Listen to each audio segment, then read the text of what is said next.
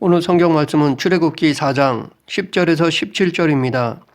하나님은 광야에서 양을 치고 있던 모세를 호렙산으로 부르셨습니다. 40년 전에 애굽에서 살인을 저지르고 들통이 나서 도망친 모세는 미디안으로 피했습니다. 그곳에서 이드로의 딸 시보라를 만나 결혼하고 조용히 양을 치며 살았습니다. 그러던 어느 날 하나님은 타지 않는 불로 떨기나무에 임하셔서 모세를 부르셨습니다. 그리고 당신이 아브라함과 약속하시던 때가 되어 모세를 애굽으로 보내 이스라엘 백성들을 이끌어내시려고 하셨습니다. 그런데 모세는 그 일을 하는데 주저했습니다. 그는 내가 누구이기에 바로에게 가며 이스라엘 자손을 애굽에서 인도하여 내리이까? 라고 반문했습니다. 또한 내가 이스라엘 자손에게 가서 이르기를 너희의 조상의 하나님이 나를 너희에게 보내셨다면 그들이 내게 묻기를 그의 이름이 무엇이냐 하리니 내가 무엇이라 그들에게 말하리이까? 라고 물었습니다. 하나님은 모세에게 당신의 본명을 밝히셨습니다. 이 이름은 아브라함이나 이삭, 야곱에게는 말씀하시지 않으셨습니다. 모세에게 처음으로 알려주신 것입니다. 물론 창세기에 아브라함이 여호와 하나님이라고 부르고 있습니다. 그러나 이것은 모세가 나중에 썼기 때문이라 봅니다. 이것은 마치 이삭을 번제로 드린 것과 같습니다. 번제는 모세 때 주신 제사법인데 모세가 창세기를 기록하면서 자기의 언어로 표현하다 보니 여호와 하나님 번제라는 용어를 사용한 것이라 생각합니다. 하나님은 당신을 스스로 있는 자라고 말씀하셨습니다. 하나님께서 이렇게 당신의 본명을 말씀하신 것은 이 이름을 통해 당신의 모든 것을 가르쳐 주시고자 함이었습니다. 이름은 그 사람의 모든 것을 대표합니다. 그래서 이름만 들어도 우리는 그 사람의 모든 것, 즉 외모뿐 아니라 능력 등을 압니다. 이처럼 하나님은 당신의 이름으로 당신의 존재와 능력을 가르쳐 주신 것입니다. 스스로 있는 자라는 이름으로 알 수 있듯이 하나님은 피조된 존재와는 달리 완전 독립적으로 존재하신 분이시며 초월적인 분이시며 영원부터 영원까지 스스로 존재하신 분이십니다. 그래서 하나님은 이 세상 모든 피조계에 얽매이지 않으시고 그들 모든 존재의 근거가 되십니다. 이 자존자라는 이름 속에는 언약과 존재에 관련해서 하나님의 절대 신실성과 영원 불변성이 담지되어 있습니다. 또한 당시 애굽에 있던 여러 우상들을 알고 있던 모세는 이 이름을 통해 그가 알고 있던 애굽의 많은 신들과는 본질적으로 다른 참 신이심을 깨달을 수 있었습니다. 참고로 중세 때 신학자이면서 철학자인 토마스 아퀴나스라는 사람이 신의 존재에 대해 5가지로 증명했습니다. 그가 신 존재를 증명할 수 있도록 가능케 하는 것이 바로 하나님께서 당신을 소개한 스스로 있는 자라는 이름 때문입니다. 첫째는 움직이는 모든 것은 그 자신이 아닌 다른 무엇에 의해 움직여지는 것입니다. 이것을 수급해 올라가면 그 자신은 움직이지 않으면서 다른 것들을 운동시키는 부동의 동자가 있을 것입니다. 그 부동의 동자가 바로 신이라는 것입니다. 두 번째는 모든 존재는 그 자체가 본래부터 능동적인 것은 없습니다. 모든 사물은 그 이전에 어떤 원인에 의한 결과입니다. 이것을 수급해 올라가면 그 자신은 누구의 원인이 아니면서 다른 것들의 원인이 되는 것이 있을 것입니다. 그 제1원인이 바로 신이라는 것입니다. 세 번째는 모든 사물은 본질적으로 우연적입니다. 우연적이라 함은 대상이 다른 사물에 의존함을 의미합니다. 이 의존함을 소급해 올라가면 자신의 존재는 필연적이면서 다른 존재를 가능케 하는 존재가 있습니다. 그 존재가 바로 신이라는 것입니다. 네 번째는 좋고 나쁨을 판단하는데 그 선함, 아름다움, 완전함 등의 기준을 부여하신 존재가 바로 신이라는 것입니다. 다섯 번째는 모든 존재는 존재하는 목적이 있습니다. 이것을 소급해 올라가면 누구에게 목적을 부여받지 않으면서 모든 존재에 목적을 부여한 존재가 있습니다. 그 설계자가 바로 신이라는 것입니다. 이 5가지의 증명은 모두 스스로 있는 자라는 이름에서 비롯된 증명입니다. 오늘 본문은 하나님께서 주시는 사명을 거듭 회피하는 모세의 반응입니다. 모세는 애굽으로 가서 이스라엘 민족을 이끌어내라는 명령을 거부했습니다. 그는 40년 전과는 전혀 다른 모습을 보이고 있습니다. 정의감이 넘치고 적극적으로 행동했던 모습은 전혀 찾아볼 수 없고 소극적이고 자신감이 없는 나약한 모습을 보이고 있습니다. 오늘 이 시간 자신감을 잃은 모세를 통해 사명 맡은 자가 취해야 할 자세에 대해 알아보겠습니다. 우리는 사명을 맡았으면 강하고 담대히 그 사명을 감당해야 합니다.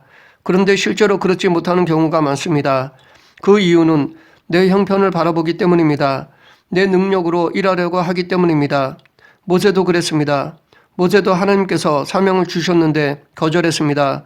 모세도 자신의 조건을 보았기 때문입니다. 자신의 능력으로 사명을 감당하려 했기 때문입니다. 그러니까 모세는 해보기도 전에 자신감을 잃었습니다. 10절 모세가 여호와께 아뢰되 오 주여 나는 본래 말을 잘하지 못하는 자니이다. 주께서 주의 종에게 명하신 후에도 역시 그러하니 나는 입이 뻣뻣하고 혀가 둔한 자니이다. 과거 모세는 당대의 최고의 나라인 애굽의 왕자였습니다. 당시 애굽은 부와 권력과 명예를 모두 소유한 나라였습니다. 그런 나라의 2인자로 살았습니다. 그렇기 때문에 그는 당대 최고급의 물질을 소유한 사람이었습니다. 또한 그는 당대 최고의 학문을 배운 사람이었습니다.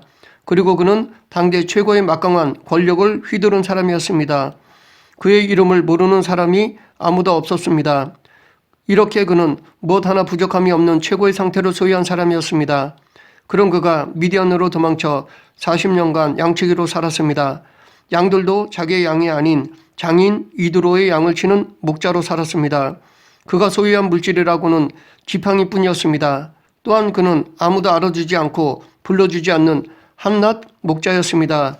그의 많은 지식이 전혀 필요 없고 오히려 과거에 천한 사람이나 하던 양을 치는 일을 하기 위해 새롭게 배워야 했습니다.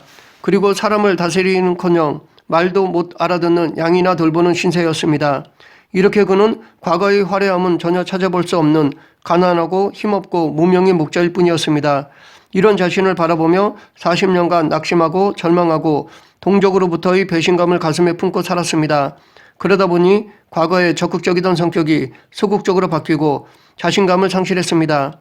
이렇게 자신감을 상실한 모세는 40년간 광야에서 살면서 앞으로 남 앞에 나서는 일은 절대로 하지 않을 것이라고 마음먹었을 것입니다.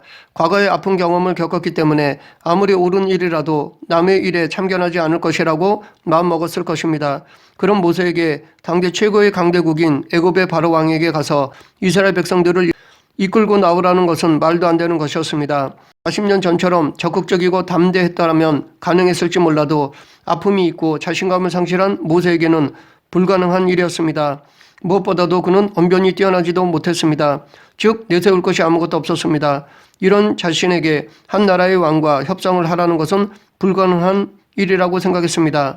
하나님의 사명을 감당하는 데 있어서 우리는 강하고 담대해야 합니다. 내 형편, 내 조건을 바라보면 온전히 사명을 감당하지 못합니다. 그러면 사명을 감당하기 위해서는 어떻게 해야 할까요? 사명을 감당하는 데 있어서 강하고 담대해지기 위해서는 어떻게 해야 할까요? 첫째, 우리는 창조자이신 하나님을 바라보아야 합니다. 모든 것의 주인이신 하나님을 바라보아야 합니다. 11절 여호와께서 그에게 이르시되 누가 사람의 입을 지었느냐? 누가 말 못하는 자나 못 듣는 자나 눈 밝은 자나 맹인이 되게 하였느냐? 나 여호와가 아니냐? 하나님은 이 세상의 창조자이십니다. 모든 만물뿐 아니라 우리 인간도 지으셨습니다. 그리고 이렇게 창조만 하신 것이 아니라 그 모든 것을 당신의 주권으로 다스리고 계십니다. 이 세상은 자연의 법칙과 인간의 이성에 의해서만 움직이는 것처럼 보이지만 본질적으로 하나님께서 작정하신 대로 이끌어 가시는 것입니다. 그래서 이 세상에는 하나님의 허락 없이는 어떤 것도 일어나지 않습니다. 심지어 사단이 우리를 공격하는 것도 다 하나님의 허용하심 안에 있습니다. 하나님은 우리의 안고 일어섬, 우리의 머리카락까지 다 알고 계신 분이시며 우리의 모든 행사를 주관하시는 분이십니다. 그렇기 때문에 모세는 과거 자신의 아픔과 지금 자신의 조건을 핑계로 하나님께서 주신 사명을 회피하려 하지만 그것은 합당한 이유가 되지 못하는 것입니다. 그가 과거 겪었던 쓴 경험과 지금 그의 언변이 뛰어나지 못한 조건은 다 하나님의 주권 아래 이루어진 것입니다. 다시 말해 하나님이 다 알고 계신 것입니다. 모든 상황과 조건을 다 알고 계신 하나님께서 모세에게 그런 사명을 주신 것은 억지가 아니라 하나님께서 다 계획이 있기 때문입니다. 지금 당장 모세는 어떻게 이 사명을 감당할까 답이 나오지 않겠지만 하나님은 처음과 끝을 다 계획하고 계십니다. 모세는 그 하나님을 믿고 나아가야 했습니다. 그렇기 때문에 여기서 모세가 사명을 회피하는 것은 겸손이라기보다는 믿음이 작기 때문입니다. 하나님의 주인 되심을 믿지 않기 때문에 회피한 것입니다. 우리도 때론 내 생각보다 버거운 사명이 주어질 경우도 있을 것입니다. 그럴 때 하나님이 주인 되심을 바라보아야 합니다. 창조자 하나님의 도우심을 의지하며 믿음으로 나아가야 합니다. 둘째, 우리가 하나님의 사명을 감당할 때 하나님이 함께 하심을 믿어야 합니다. 12절, 이제 가라. 내가 내 입과 함께 있어서 할 말을 가르치리라. 하나님은 모세가 말주변이 없다고 하자 그와 함께 하실 것이라고 약속하셨습니다. 하나님은 당신의 말씀을 증거하는 자들과 함께 하시며 그들이 할 말을 친히 가르쳐 주십니다. 하나님은 우리에게 사명만 주시고 끝내시는 것이 아니라 그 사명을 온전히 감당할 때까지 함께해 주십니다. 그래서 예수님께서도 우리들에게 마지막 지상 명령을 하시면서 끝까지 함께 하실 것을 약속하셨습니다. 그러므로 너희는 가서 모든 민족을 제자로 삼아 아버지 아들과 성령의 이름으로 세례를 베풀고 내가 너희에게 분부한 모든 것을 가르쳐 지키게 하라. 볼지어다 내가 세상 끝날까지 너희와 항상 함께 있으리라 하시니라. 또한 마태복음 10장 19절에서 너희를 넘겨줄 때 어떻게 또한 무엇을 말할까를 염려하지 말라. 그때에 너희에게 할 말을 주신다라고 약속하셨습니다. 하나님은 고난의 현장 속에도 함께 하시고 영광의 현장 속에도 함께 하십니다. 우리의 하나님은 임마누엘의 하나님이십니다. 절대로 우리를 외면하거나 방치하시는 분이 아니십니다. 다윗은 13년간 사울 왕을 피해 도망치면서도 하나님이 함께 하심을 믿고 하나님을 자신의 방패 요새 피할 바위로 고백하였습니다. 힘들고 어려울 때 목숨을 잃을 위급한 상황에서도 다윗은 하나님께서 함께 하심을 믿고 의지했습니다. 이뿐 아니라 그는 죄를 짓고 회개할 때도 하나님은 어디에나 계시는 분이심을 고백했습니다. 자신의 은밀한 죄도 다 알고 계심을 깨닫고 어떤 죄도 철저히 하나님께 회개하였습니다. 다윗은 언제 어느 때나 늘 하나님의 함께 하심을 믿고 살았습니다. 이처럼 하나님은 당신의 백성들과 늘 함께 하십니다. 그렇기 때문에 모세는 임마누엘의 하나님을 믿고 의지해야 했습니다. 지금 우리도 우리와 함께 하시는 하나님을 믿고 사명을 감당해야 할 것입니다. 셋째, 하나님이 사명 감당에 필요한 것들을 미리 예비해 두심을 믿어야 합니다. 14절, 여호와께서 모세를 향하여 노하여 이르시되 레위 사람 내 형 아론이 있지 아니하냐. 그가 말 잘하는 것을 내가 아노라.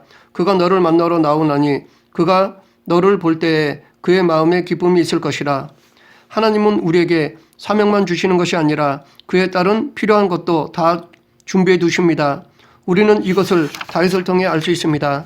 다윗은 사울을 피해 노브로 도망쳤습니다.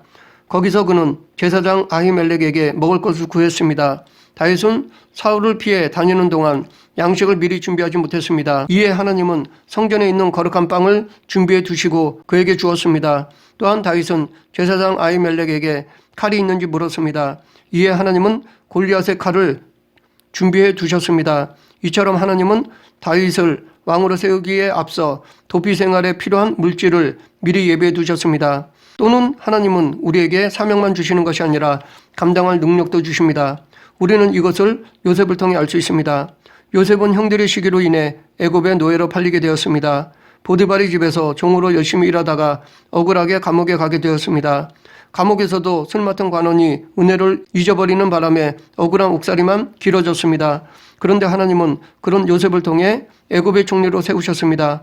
하나님은 요셉이 애굽의 총리 일을 감당할 수 있도록 보디발 가정에서 경제를 배우게 하셨고 정치범들이 수감된 감옥에서 정치와 외교를 배우게 하셨습니다.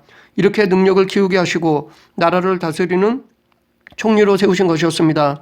이처럼 하나님은 요셉을 총리로 세우기 전에 감당할 능력을 갖추도록 하셨습니다. 혹은 우리에게 사명을 감당할 능력을 주시지 않으면 함께할 동역자를 예배해 두십니다. 오늘 본문에서는 말을 잘하지 못하는 모세를 아시고 그와 함께할 아론을 예배해 두셨습니다. 하나님은 우리를 너무나 잘 아시기 때문에 혼자 감당하지 못하는 부분에서는 동역자를 붙여주십니다. 사사도보라도 하나님께 부름을 받았을 때 자신이 직접 전쟁에서 싸우지 않았습니다. 하나님께서 준비해 두신 바락을 불러 전쟁을 치르도록 하였습니다. 사사드보라는 바락을 동역자로 세웠습니다. 하나님께서 예배해 두신 동역자로 인정하고 협력했습니다. 하나님께서 주신 사명 중에는 혼자 감당할 것이 있고 다른 사람들과 협력하여 감당할 것이 있습니다. 함께 해야 할 일은 하나님께서 붙여주신 동역자와 함께 해야 합니다. 그런데 영광을 독차지하려고 혼자 하려 하면 실패하거나 포기할 수가 있습니다. 우리는 모든 일을 혼자 하려고만 해서는 안 됩니다. 그렇다고 무조건 남을 의지하려 해서도 안 됩니다. 혼자 할 일과 협력할 일을 구분하여 협력해야 할 일은 협력해야 합니다. 만약 함께 해야 할 일을 혼자 하려 한다면 그것도 잘못된 것입니다. 우리는 하나님의 사명을 강하고 담대히 감당해야 합니다. 그러면 우리가 감당해야 할 사명이 무엇인지 모세를 통해 알아보겠습니다. 첫째, 하나님의 말씀을 전해야 합니다. 15절, 너는 그에게 말하고 그의 입에 할 말을 주라. 내가 내 입과 그의 입에 함께 있어서 너희들이 행할 일을 가르치리라. 하나님은 3장 15절부터 22절에서 모세가 애굽에서 해야 할 말에 대해 말씀하셨습니다. 모세는 그것을 전하면 됩니다. 먼저 하나님은 모세에게 아브라함의 하나님, 이삭의 하나님, 야곱의 하나님이 너를 보냈다고 하라 라고 명하셨습니다. 그렇기 때문에 모세는 이 말을 전하면 되는 것이었습니다. 그리고 이스라엘 장로들을 모으고 하나님은 지금까지 이스라엘 백성들이 애굽에서 당한 고난을 다 보고 계셨고 그래서 앞으로 애굽에서 이끌어내셔서 적과 꿀이 흐르는 가나안 땅으로 올라가게 하리라 라고 명하셨습니다. 그렇기 때문에 모세는 장로들을 모아놓고 이 말을 전하면 되는 것이었습니다. 또한 모세는 애굽 왕에게 가서 히브리 사람의 하나님 여호와께서 우리에게 임하셨기 때문에 광야로 사흘 길쯤 나가 여호와께 제사를 드리게 해달라라고 명하셨습니다. 그렇기 때문에 모세는 애굽 왕에게 가서 이 말을 전하면 되는 것이었습니다. 자신 없으면 이 모두 형 아론에게 전하여 대신 말하게 하면 되는 것이었습니다. 또한 하나님은 애굽 왕이 이스라엘 백성들을 쉽게 보내지 않을 것이라고 미리 경고하셨습니다. 여러 가지 이적으로 애굽을 친 후에야 이스라엘 백성들을 보낼 것이라고 말씀하셨습니다. 그리고 나갈 때는 빈손으로 나가지 않고 좋은 물품을 취할 것이라고 약속하셨습니다. 모세는 이 모든 말씀을 전하면 되는 것이었습니다. 이 말을 직접 전하지 못하면 형 아론에게 말하면 되는 것이었습니다. 모세가 전할 말은 모두 이스라엘 백성들을 구원하신다는 하나님의 복된 소식이었습니다. 이 복음을 그대로 전하면 되는 것이었습니다. 이처럼 우리도 우리에게 주신 복음을 전하면 됩니다.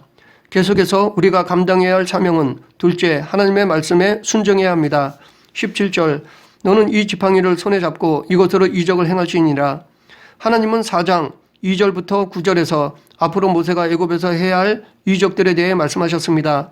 모세는 그것을 행하면 됩니다. 지팡이를 던지면 됩니다. 그러면 하나님께서 지팡이를 뱀이 되게 하십니다. 또한 손을 품에 넣었다 빼면 됩니다.